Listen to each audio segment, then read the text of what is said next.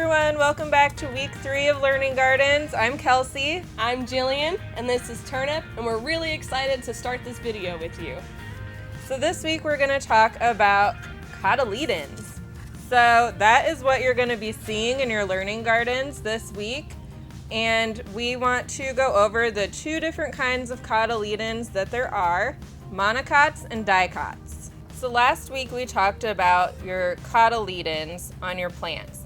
And this week we're going to talk about the difference between the 2 kinds, mono, which means 1, which are monocots, and di, which means 2, which are dicots.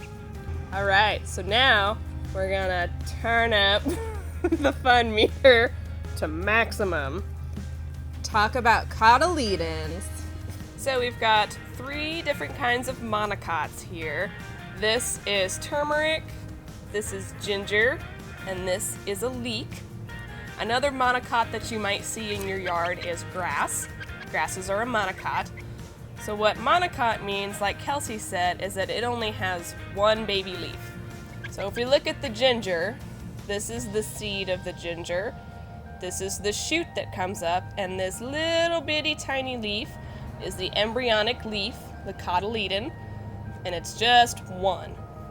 So then this right here is actually going to end up being the second leaf that comes out, and it's going to be way bigger than the first leaf. You can really see it really well on this turmeric here. So this leaf would be the first leaf that came out, the cotyledon. This is a more adult leaf. It's a lot longer, it's bigger around. This leaf is really short and squat.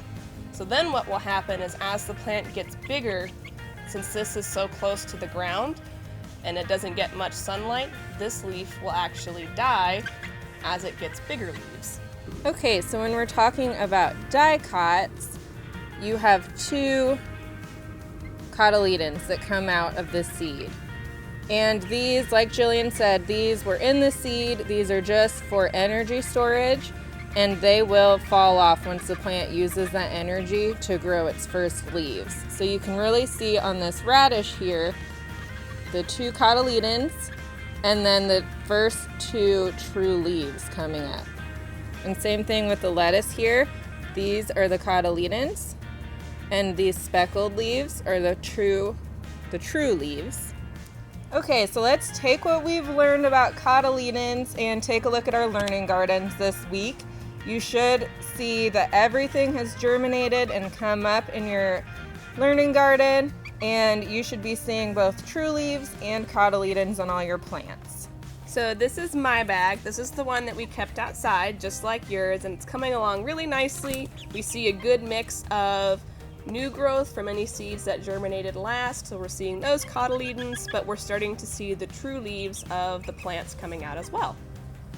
And on my bag, I didn't get the sides rolled down as far as Jillian did, so you can kind of see that my radishes have stretched a bit, and you might be seeing that as well if you didn't get your bags rolled down. They're just getting a little taller, looking for the light. So next week, you can look forward to your garden kind of starting to look like this. This one was planted a week early to give you guys an idea of what you should be looking out for. Make sure you keep an eye on the moisture. We're not getting a lot of rain in the forecast, so you'll probably need to start watering a little more often.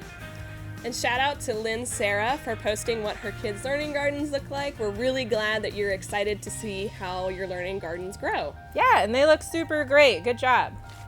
So if you guys have any questions, you are more than welcome to send us a message or post it in the Facebook group, and we would be more than happy to answer it. And also, if you guys see anything unusual or unique in your learning garden baskets, send us a picture of it. You can post that to the group as well.